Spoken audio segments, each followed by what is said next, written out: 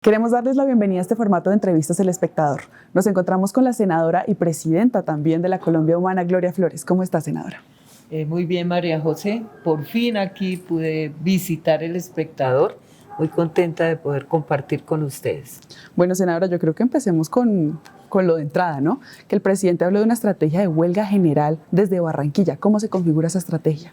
Bueno, creo que es la respuesta del pueblo colombiano ante la negativa de mayorías del Senado de avanzar en reformas sociales que son sustanciales para crear la justicia o recuperar la justicia social para Colombia. Y una de las manifestaciones que ha planteado y que han planteado los movimientos obreros, campesinos, indígenas, las mujeres, las juventudes, es trabajar sobre un paro cívico que fue aprobado recientemente el lunes en la reunión que se desarrolló en la Universidad Pedagógica, que será el 28 y 29 de mayo, o sea, la próxima semana, y por supuesto eso está muy ligado a la huelga general. Y digamos, esta huelga general también empata con cuando se supone que empezarían las discusiones de la reforma laboral en la Comisión Cuarta y pues una votación próxima de la consulta popular. Realmente lo que hace el presidente es interpretar también el sentimiento del pueblo colombiano. Hay un dolor profundo en el corazón del pueblo cuando el Senado, primero en la Comisión Séptima, 8 senadores y senadoras de tajo cierran la posibilidad del debate de la reforma laboral, y segundo, cuando se recurre, porque es un mecanismo constitucional de llamar al constituyente primario a una consulta popular para abordar los temas centrales de esa reforma, que el mismo Senado también niegue la posibilidad a través de un no a la convocatoria de la consulta, en una votación supremamente reñida y que duró escasos 2 minutos 16 segundos. O sea, que no permitió que llegaran al recinto varios de los senadores y senadoras. Y digamos, en este momento se volvió a presentar esa consulta, ¿no? Con 4 preguntas más. En este momento el Pacto Histórico sí cuenta con los votos para esa consulta nueva. Esta es una nueva consulta que incluye además temas que son vitales, como el de la salud, con 4 preguntas dirigidas a la reforma a la salud que sabemos nos la van a hundir, porque esa es la negativa que ha impuesto, por ejemplo, la Comisión Séptima. Ahí tienen una mayoría los sectores que están aliados para decirle no a las reformas sociales. Entonces, estas 4 preguntas hacen que sea una nueva consulta y nosotros creemos que sí, que podemos contar con los votos como los teníamos ese día, sino el problema fue que fue una votación express, que ni siquiera se permitió la apelación. Cuando la senadora María José pidió apelar, se cerró inmediatamente la votación y se cerró la plenaria. O sea, no hubo posibilidad de hacer nada más. Sí, es que precisamente uno de los debates también en el Senado esta semana fue que técnicamente eso ya sería, pues, no cosa juzgada, pero ya hay una decisión al respecto y que esa apelación no se permitiría. ¿Ustedes cómo vieron esa argumentación? Bueno, la argumentación un poco traída de los cabellos, pero esa es una realidad, que eso depende también de los acuerdos previos, como se sintió en esa plenaria del Senado entre varias de las bancadas y entre los jefes de los partidos, pero yo sí creo que con esta nueva consulta nosotros podemos crear esas mayorías, porque además el pueblo está en las calles, está movilizado, está exigiendo las reformas, está exigiendo que le permitan decidir sobre su destino, la laboral, que tiene que ver con el día a día del ciudadano y la ciudadana. O sea, el Senado no hizo, o estos partidos que votaron en contra de la consulta, no hicieron el análisis.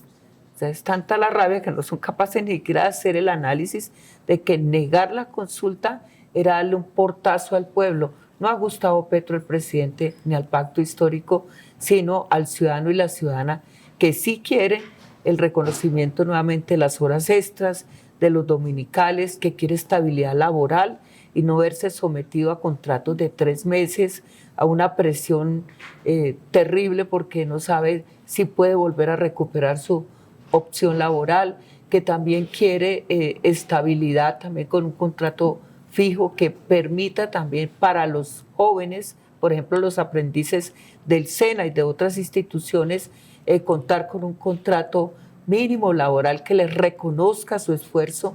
En fin, fue darle un portazo a los jóvenes, a las mujeres, al pueblo trabajador de Colombia. Eso fue una equivocación. Y yo creo que en esta nueva consulta la posición mayoritaria del Senado se va a ver, porque es que depende también de ello el respaldo de la ciudadanía.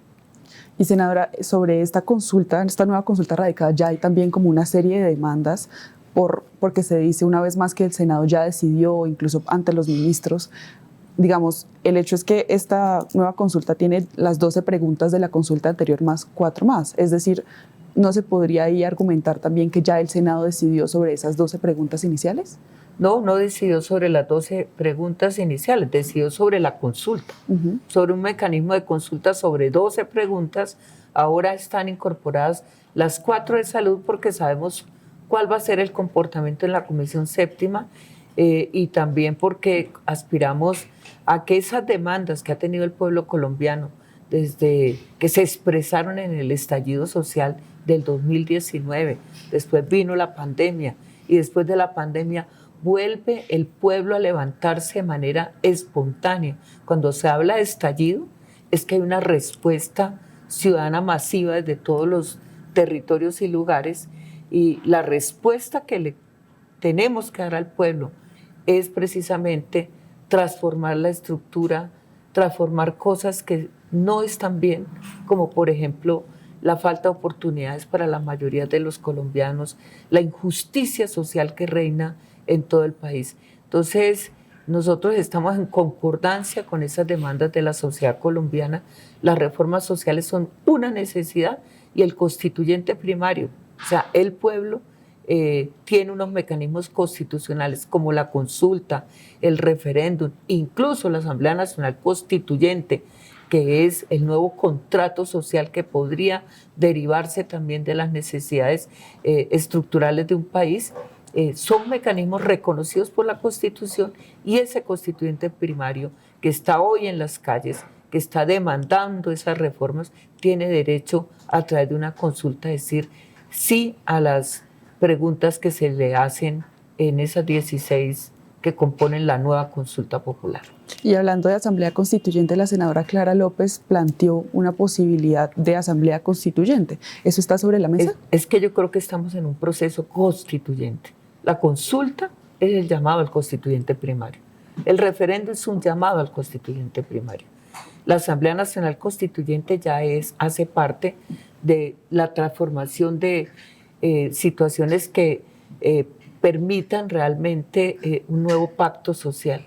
Vamos a ver, eso depende de la capacidad que tengamos desde el Congreso de la República, los partidos y movimientos políticos y la misma sociedad y el gobierno, por supuesto, de avanzar en las demandas del pueblo o de impedirlas. Si avanzamos en las consultas y en estos procesos, seguramente vamos a marcar un camino. Si se niega todo, pues sería, digamos, ese proceso constituyente puede derivar en una Asamblea Nacional Constituyente, porque el país no aguanta más inequidad, no aguanta que un Congreso le dé espaldas a las necesidades sociales y económicas de las mayorías, un Congreso que se manifiesta en esas mayorías pequeñas, porque estamos miti-miti, ¿sí? Tienen que recurrir a artimañas como la que sucedió para hundir la consulta, pero un Congreso que entonces impone unas mayorías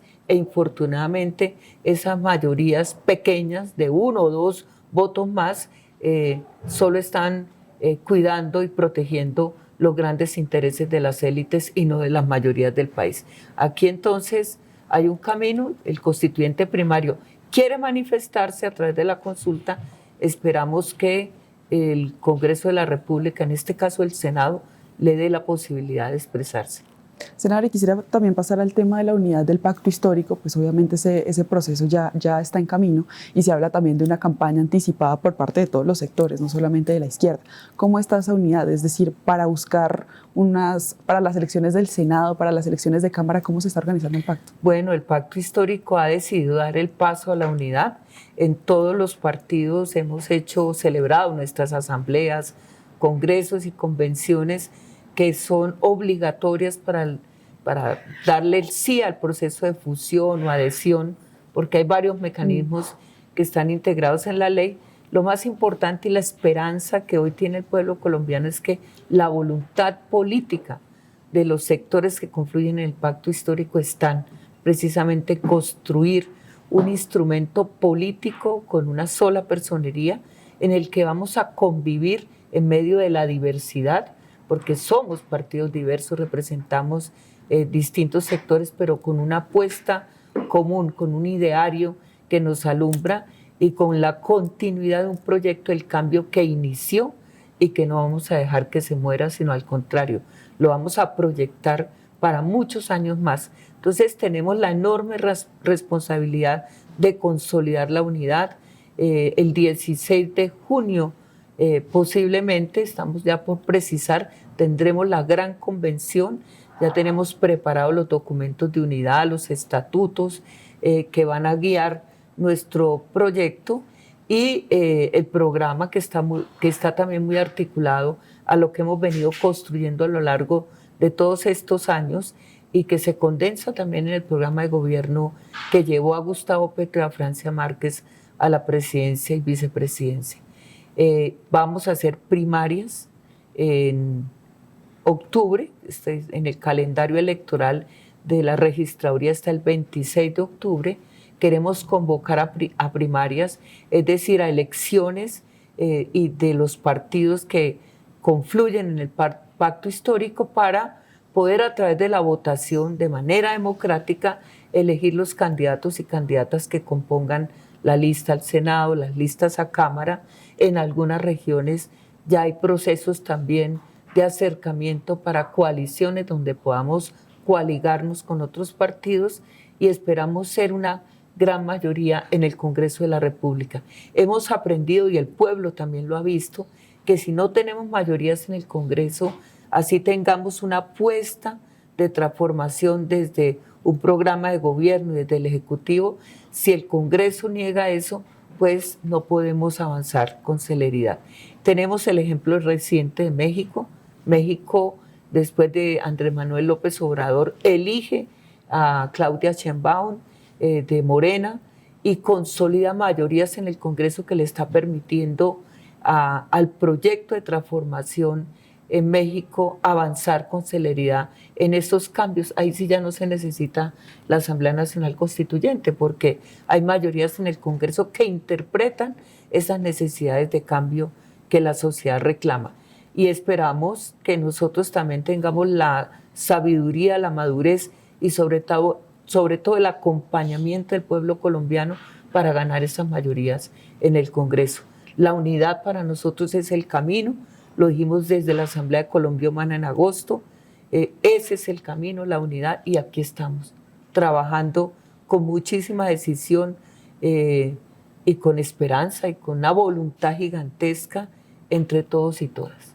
Y senadora, parte también, digamos, de esta coalición de unitarios que nació, un poco como, no competencia, pero un poco para apoyar también el pacto histórico, pero pues sí dividirá los votos de la izquierda.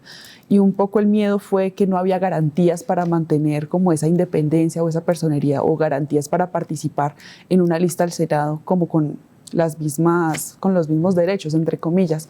¿Usted cómo ve eso? Porque pues digamos que sí son varios partidos de izquierda que se fueron a unitarios y pues hay varios también en el pacto. Bueno, en unitarios están los compañeros y compañeras de Comunes, está el partido, el PTC, Esperanza Democrática, está nuestra senadora Clara López y otros sectores más que han llegado a unitarios. La diferencia con unitarios ha estado en esencia en que ellos plantean la necesidad de listas abiertas a Senado y a Cámara. nosotros planteamos que las primarias nos resuelven la manera democrática o el mecanismo democrático para elegir los que van a las listas cerradas y paritarias. Creemos en las listas cerradas por la sencilla razón que al dar el paso en el 2022, nosotros logramos por primera vez en la historia paridad, es decir, el 50% de hombres y el 50% de mujeres. Y esa agenda no la podemos retroceder. O sea, necesitamos que las mujeres sigamos avanzando en el ejercicio de la política. Si ven qué hemos hecho las mujeres del pacto histórico, nos hemos destacado por un enorme compromiso para sacar adelante los proyectos del país. Y segundo, creemos que esas primarias, lo cual tener un mecanismo profundamente democrático puede hacer que Unitarios venga a converger nuevamente con nosotros en este ejercicio. Igual estamos caminando juntos, no hay peleas entre nosotros, hay estas pequeñas diferencias, todavía tenemos tiempo de ponernos de acuerdo. Las puertas en el proceso de unidad del pacto están totalmente abiertas para todos los partidos políticos y sectores que están en Unitarios, los abrazamos. Hoy tengo una reunión precisamente con Unitarios para conversar sobre cómo vamos avanzando y esperamos que logremos estar juntos en octubre y si no, pues estaremos juntos siempre en la construcción de un proyecto de transformación del país. Entre Unitarios y el Pacto Histórico no hay una tensión fuerte. Nosotros realmente agrupamos a los partidos que le dieron origen a la coalición del Pacto Histórico y vamos a seguir en ese camino y abriendo el espacio a muchos sectores más.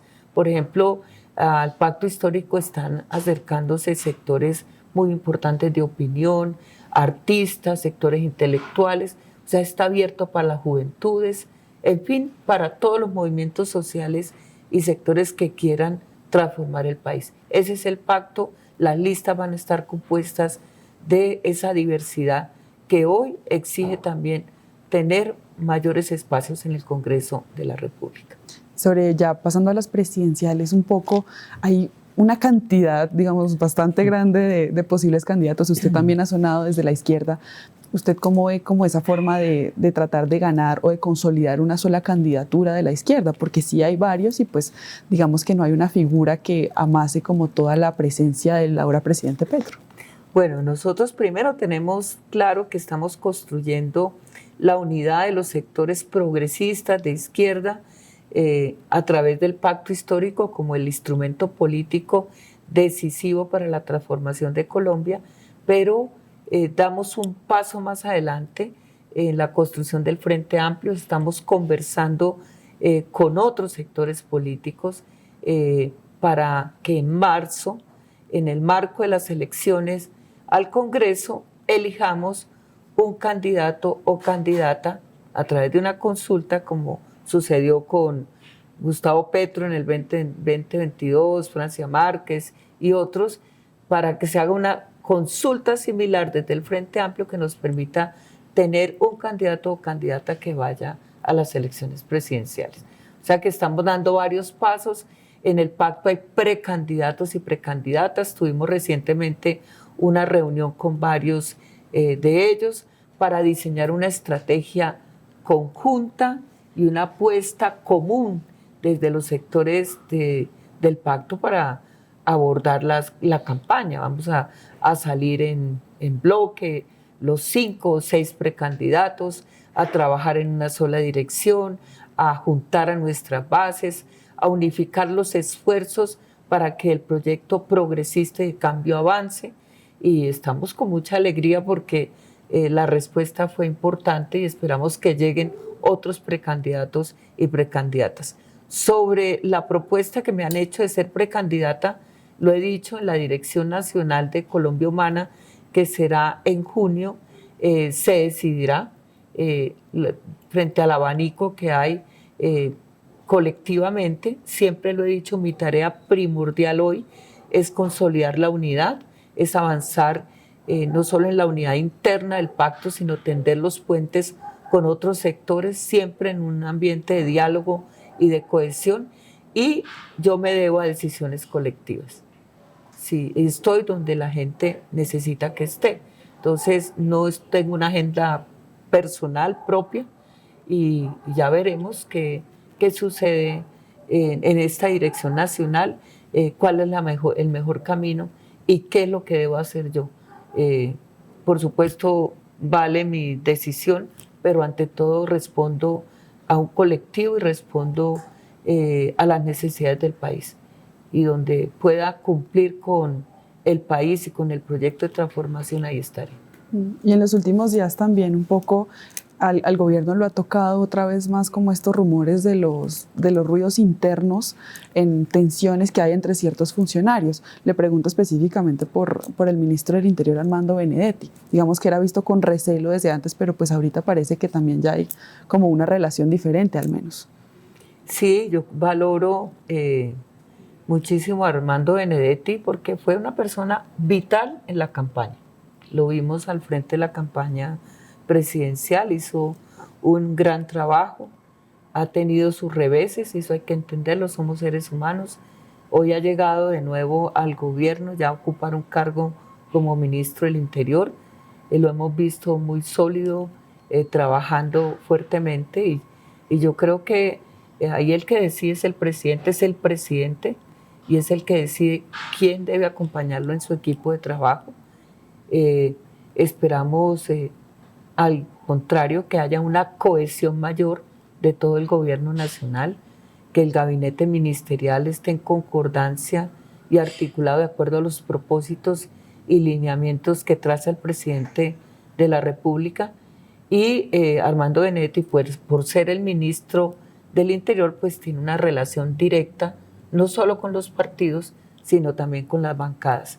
Y ahí sabe que cuenta como representante del gobierno con la bancada del Pacto Histórico para acompañar y gestionar las agendas del gobierno.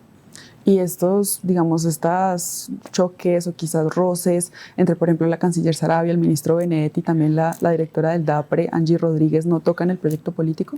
Pues siempre afectan los problemas personales cuando se pasan a cualquier entorno de trabajo, afecta. Falta un poco de madurez, creo yo, y de responder de otra manera, respetando al presidente, respetando las decisiones y por supuesto dejando quizás algunas agendas personales de lado para poner al centro la agenda del gobierno. Y por último también le quería preguntar por los movimientos ya en el gabinete. La última salida fue la de la exministra Ángela María Buitrago. Le quería preguntar pues porque usted ha salido mencionada, digamos, por unas supuestas presiones para una exportación desde Cuba, y pues digamos que usted ha tenido como un largo historial, ¿no?, de hacer parte del grupo de amistad entre Colombia y Cuba. ¿Qué respuesta? Además, con una excelente relación con la ministra Buitrago. Nos vimos pocas veces, pero las pocas veces que nos vimos siempre fue para colaborarle. Traté de incidir mucho en ella en el tema de potenciar más los mecanismos de solución dialogada a los conflictos, los MACs, que es una de las líneas que tiene el Ministerio de Justicia que no potenciamos suficientemente, es decir, todo el espacio de conciliación en equidad, de los jueces de paz, de la formación de gente para resolver antes de que se escale a niveles de violencia un problema en el territorio por agua o porque el vecino, o sea, hay tantos mecanismos para resolver pacíficamente y dialogadamente los conflictos, y le aporté, digamos, a la ministra en este campo con gente que me acompañó a mí, experta en la Secretaría de Gobierno. Hicimos un trabajo maravilloso y ella se benefició de ese trabajo y estuvo muy contenta con ese apoyo externo sin ningún tipo de contraprestación.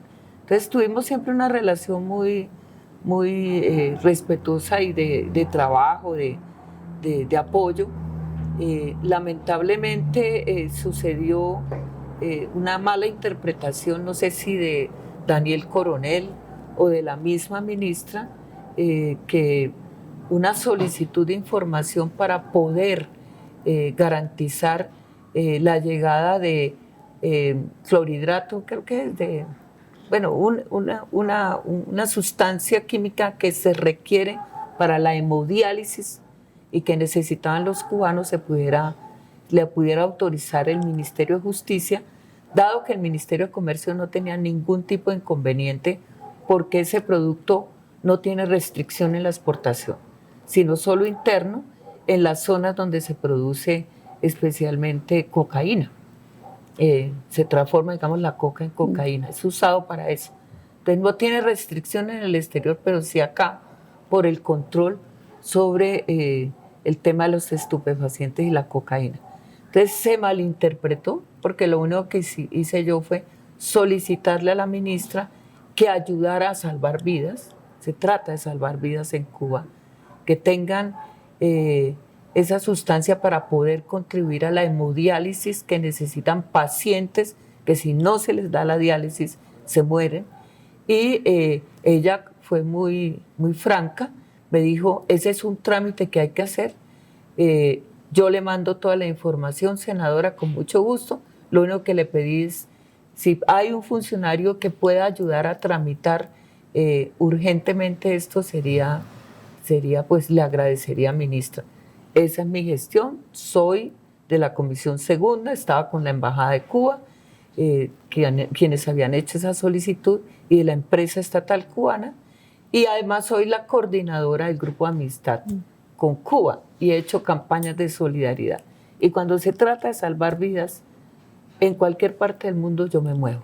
Soy defensora de derechos humanos, he salvado vidas en mi país siempre y salvo las vidas que pueda en el mundo. Ese es mi mandato, esa es mi misión y la seguiré haciendo. Entonces no, creo que fue una mala interpretación de Daniel Coronel, pero también no sé la ministra por qué se sintió presionada. Entiendo. Ella dijo que yo no lo había hecho después por el mensaje, pero creo que estaba un poco dolida porque le habían pedido la renuncia y quizás en un momento de dolor dijo eso así. ¿Ya había comunicación con la exministra desde su salida? No, yo no la he llamado porque la verdad les tengo que confesar que a mí me dolió mucho eso, porque no tienen por qué ponerme en el escarnio público, además con titulares de prensa totalmente errados que buscan desprestigiarnos y crear un manto de dudas sobre nuestra actuación. Todos los que me conocen a mí han estado cerca en mi agenda parlamentaria y también por fuera del Congreso cuando he sido defensora, saben que soy una persona que nunca presiono, nunca uso el chantaje ni la presión. Entonces es muy triste que los medios manipulen y pongan titulares que son totalmente equivocados. En redes sociales han dicho que yo estaba con la vaina de cocaína. No, por Dios. Estamos salvando vidas para Cuba. El bloqueo es infame. Seguiremos denunciando que el bloqueo de Estados Unidos contra Cuba es infame, que mata seres humanos y que nuestro papel ante Cuba, por su enorme solidaridad siempre con la paz de Colombia, es al menos ayudar a hacer un trámite para que puedan tener los medicamentos que salven la vida de pacientes diabéticos o que tienen fallas renales y que necesitan la diálisis. No me arrepiento, tengo mi conciencia totalmente limpia y seguiré luchando por la vida y por la solidaridad con los pueblos que sufren. Bueno, senadora, muchísimas gracias por asistir a este espacio de entrevistas El Espectador. Gracias. Gracias, María José, y aquí volveremos. Espero visitarlos, es lejos, pero no importa. Yo sé cómo nos acogen y agradecerle al Espectador por su equilibrio informativo, por ser un medio tan abierto a todas las opiniones, porque así se construye país y se construye democracia. Gracias a usted, senadora. Les queremos agradecer a toda la audiencia por participar de este espacio de entrevistas El Espectador. Si quieren saber más sobre noticias políticas, pueden seguirnos en todas nuestras redes sociales en @elespectador.